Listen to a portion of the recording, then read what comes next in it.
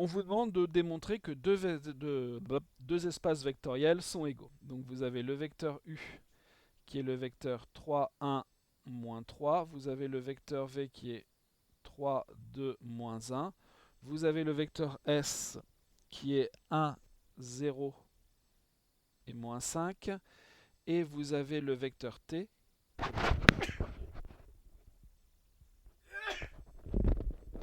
qui est 1, 1, 2. Et donc il faut montrer que l'espace vectoriel engendré par U et V est le même que l'espace vectoriel engendré par S et T. Pour ça, on va écrire U et V comme combinaison linéaire de S et T. Si vous regardez le vecteur U,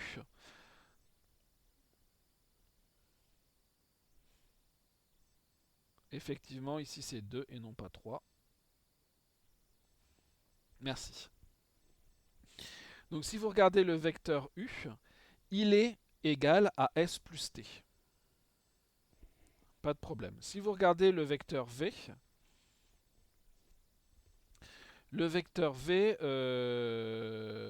si vous faites 2t plus S, ça doit marcher aussi. Donc U et V sont tous les deux combinaisons linéaires de S et T. Maintenant, si je prends un vecteur, alors il faut que je lui donne un autre nom, un vecteur A par exemple, appartenant à vect de UV. Donc dans ce cas-là, il existe deux réels, que je vais noter alpha et bêta,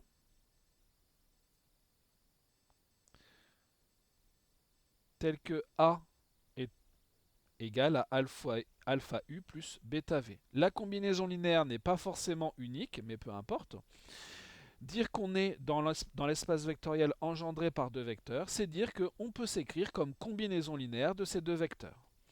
Et donc ici, A, ça sera égal à alpha multiplié par S plus T, plus bêta multiplié par 2T plus S, puisque U, c'est S plus T, et que V, c'est 2T plus S. Ce qui nous fera ici que j'ai donc alpha plus bêta multiplié par S plus alpha plus 2 bêta multiplié par T. Ce qui veut dire que A est combinaison linéaire de S et T.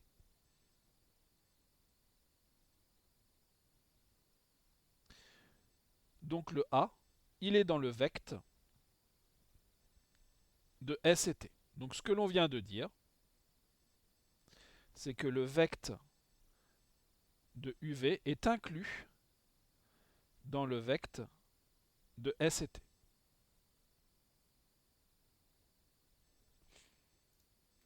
Donc maintenant qu'on a exprimé T en fonction de U et V et S en fonction de U et V, on va refaire le même raisonnement qu'ici.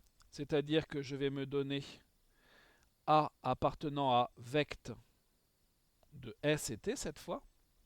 Donc il existe, même chose, un couple alpha-bêta de réels, tel que, alors c'est un couple, donc il ne faut pas de S, tel que A est égal à alpha S plus bêta T. Et exactement comme on l'a fait au-dessus, on aura alpha 2U moins V plus bêta multiplié par V moins U.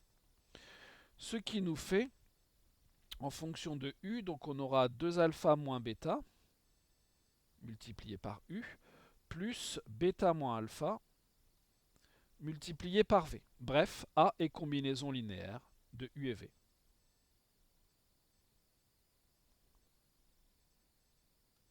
Donc, vect de S et T est inclus dans vect de U et V.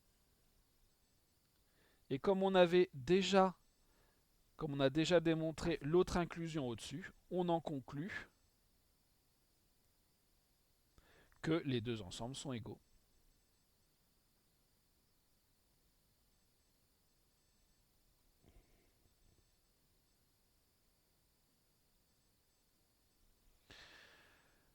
Et voilà pour cet exercice 6.